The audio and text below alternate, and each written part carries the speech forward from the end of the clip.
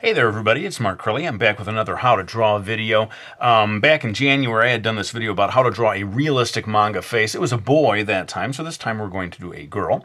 You can see here I got two lines that these are going to be guidelines for where the eyes are to be placed. And right now in Time-Lapse I'm going to add a few more guidelines before we get started.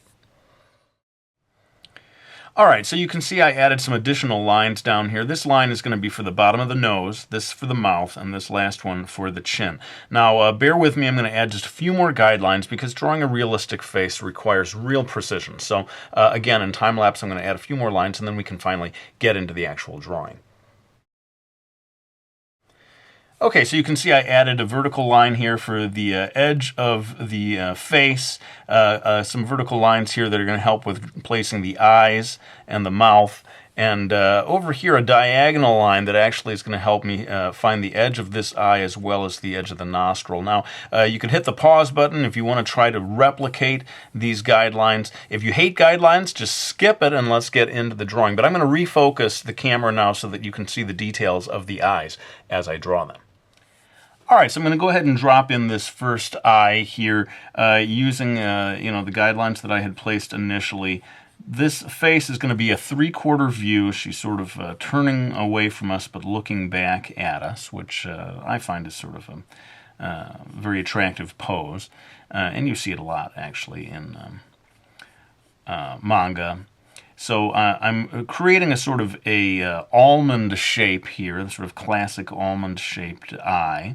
And what I'm doing here in terms of making this a little more realistic than I might normally do is adding the tear duct right here in the corner of that, where that diagonal line was crossing over. I'm going to go ahead and quickly dash in the fold of the upper eyelid, a line that indicates that. And now it's time to place the iris within the eye. And as I said, she's looking back at us, and I have noticed how crucial it is for the iris to be partially concealed by the upper eyelid in order to create a relaxed feeling. I've said this in other videos that I've done, but it certainly is going to come into play in this one. And so you're always focusing on the distances between things, how much of the white of the eye is visible here in order to replicate that. And I'll go ahead and also drop in the pupil, which is relatively small compared to the rest of the iris. Sometimes in more exaggerated manga art, you'll see a gigantic pupil. But we're trying to do here, in quotes, realistic, not hyper-realistic, not photorealistic, but pretty close to realistic. Let's move on to this other eye here. And it's going to be maybe just slightly compressed from one side to the other as we draw this shape, just because her face is turned away from us. Get a slightly different view on it. In fact, I would say it's quite a bit shorter from side to side than the one we just drew. I don't know whether to say the right eye or the left eye. Her left eye, my right eye. I don't know which one. You know what I'm talking about, right, people? Anyway, we're getting the tear duct in here. And let's go ahead and do that fold of the upper eyelid, which really crosses past that initial guideline that we put in. Get the iris in there, and because the whole thing is compressed a little bit, you'll find that the white of the eye, that area of the white of the eye, also appears quite compressed compared to earlier on. Go ahead and drop in the pupil. And I'll save the eyebrows for later on when I feel a little more secure about the other different parts of the face having found their proper locations. And suffice to say, there will be more details in terms of eyelashes and so forth. You may look at this and say, boy, she doesn't look very feminine. Partially because there's a lack of eyelashes going on here. But let's move on and get the other facial features in their proper locations before moving on to those kinds of details. All right, so I've pulled back a little bit here so that we can start to draw the nose and the mouth. And like I said, there was a diagonal line here that I'd put in place that would help me find just the edge of the nostril here. Now I'm going to be very careful as I indicate the nose because I find that especially in a manga-influenced illustration like this, even though it's trying to be realistic, the nose gets minimized just a little bit. Compared to how it would appear in real life. Now, as far as the width here, notice this line that we had put in here initially. It's going, the tip of the nose is going just past that. And then the diagonal of the bridge of the nose is kind of following along with that diagonal one. Maybe you can look at the edge of the eye here as a guideline as to you know, the sort of angle of that line. You know, and a lot of people, again, are going to look at this system that I'm presenting here as really bizarre in terms of drawing a face. With these guidelines, this is not the way. You should be teaching about the, you know, the skull or the muscles of the face and so forth. And, you know, to be sure, that is a maybe the proper way of learning how to draw the face. But I'm sort of interested in giving beginners a head start, a way of leaping forward to a good finished product, almost more as a confidence building measure than as a way of you know, teaching you how to draw the entire human face within the scope of one video, which is, let's face it, pretty hard to do. Let's move on now to drawing the mouth, and this line down here really shows us the actual line of what I would call the lower lip line, the sort of I don't know how to describe this, the upper line that defines that lower lip. Boy, that was awkward. The upper line that defines the lower lip? What are you even talking about? Really? We don't understand you and your strange vocabulary. But I'm going to have her mouth slightly opened here. And I find that drawing the mouth is very challenging, whether it is in the three-quarter view or whether it's you know, from dead on in the front. Getting a relaxed-looking mouth is quite a challenge. And so watch as I try to add in the upper lip, which I'm making fairly thin. So you're going to be focusing on the distances here between that first line that we drew and this shape of the upper lip. I'm not making it super pointed. I'm trying to get a sort of a subtle curving shape here for that upper lip. A lot of this stuff will have to be refined as I go on towards the end of the drawing, making adjustments, kind of fixing inaccuracies and so forth. But I feel like I'm getting the basic location of it where I want it to be. And this line will not be nearly so dark when I get to that part of, you know, adding sort of finishing touches. You may actually see me erase. People are like, he erased! I never saw him erase before, ever, in any of his videos, ever. Though it does seem to happen at least once or twice in every video I do. In any case, the lower lip here, quite a bit wider from top to bottom than the upper lip. And maybe it's time to move on to drawing the edge of the face. I think I need to refocus the camera, though, so that you'll be able to see the chin. So hang on a second here. I feel like this line is not quite as long as I would like it to be. Perfectionism. Perfectionism, my friends. Doing my best anyway. So let's pull back the camera. We'll refocus so that I can draw this edge of the face. All right, so here we go. Starting with this first line that I'd put in place early on in the video. I'm going to curve up from that just a bit to begin to indicate the forehead.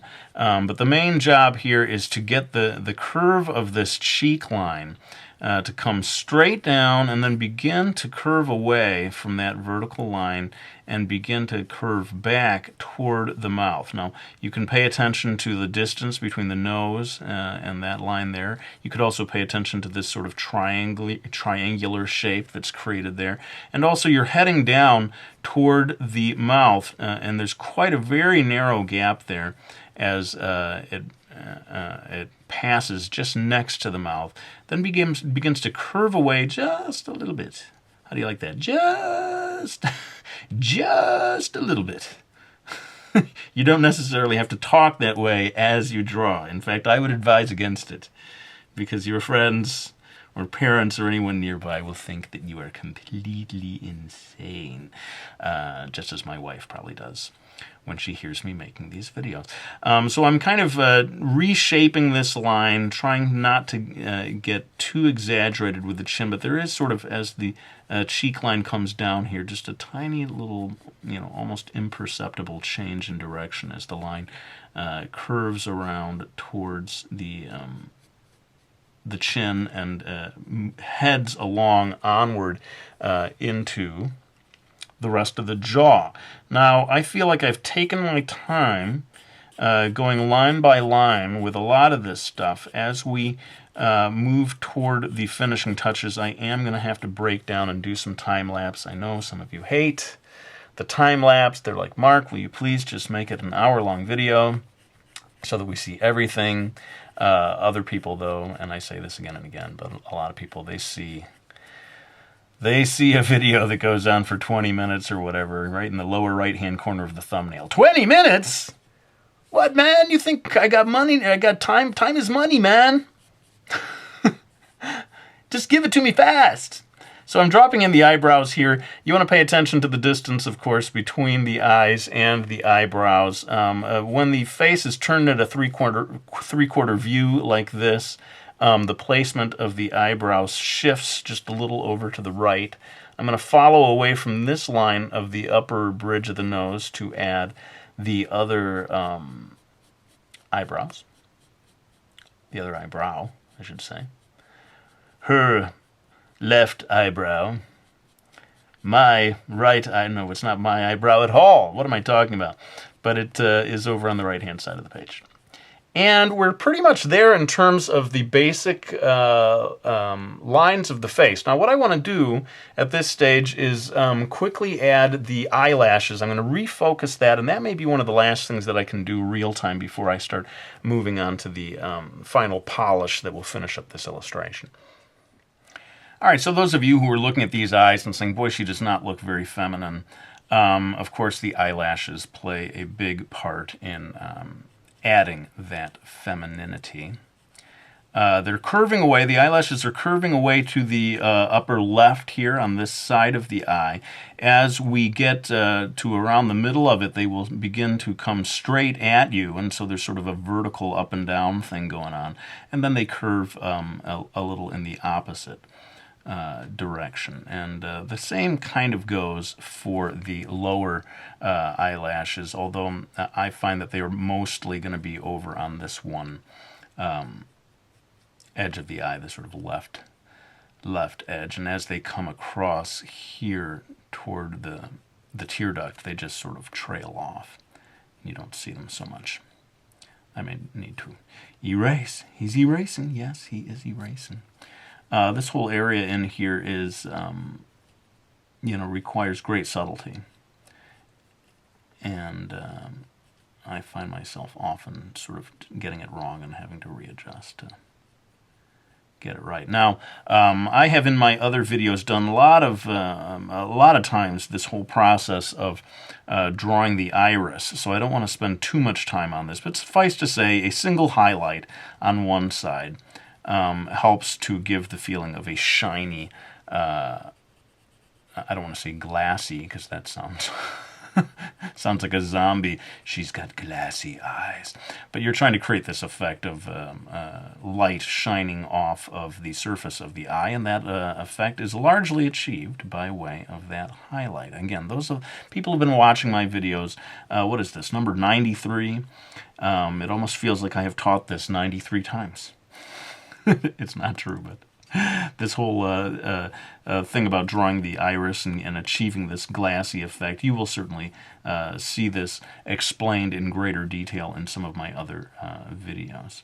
But I thought I would at least go over it one more time as one of the most important parts of this drawing. But I think we are at the stage where I'm going to have to start kicking it into time-lapse and doing some of the rest of the drawing as quickly as possible to wrap up the video. Keep in mind that, when drawing a realistic face, it really is all about the distances between things. And so that would be my big piece of advice for you if you're frustrated by your drawings of the human face. Focus on not just the lines, but the distances between the lines. And this relationship between the eyes, the nose, the lips, the chin, the cheek, those lines are crucial in terms of placement. And if you can focus on that and replicate that, then you're home free for adding all the shading and so forth.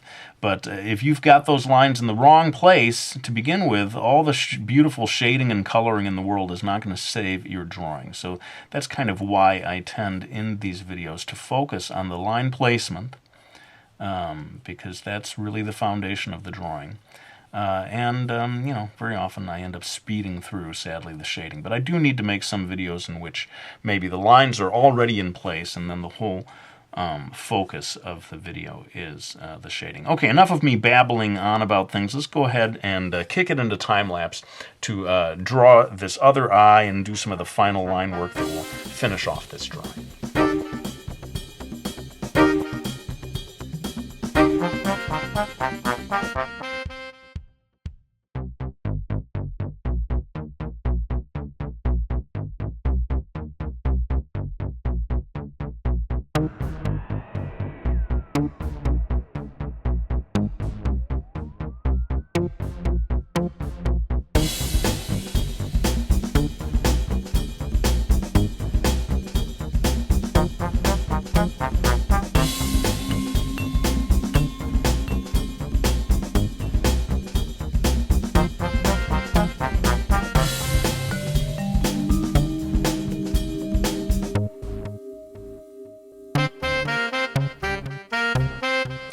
Okay, well, as usual, I zipped through an enormous amount of stuff in time-lapse there, but I'm going to make a sacred vow to you as of this video. I will do a how to add shading video before I reach how to draw video number 100. You can count on that. But in the meantime, I want to thank everyone who has supported me by getting my graphic novel series, Miki Falls, Brody's Ghost, and my instructional How to Draw a Manga book, Mastering Manga. I really do greatly appreciate you ordering those books, but let's go ahead and lay down the pencil. I want to thank you all for watching this video. I hope you found it useful, and I'll be back with another one real soon.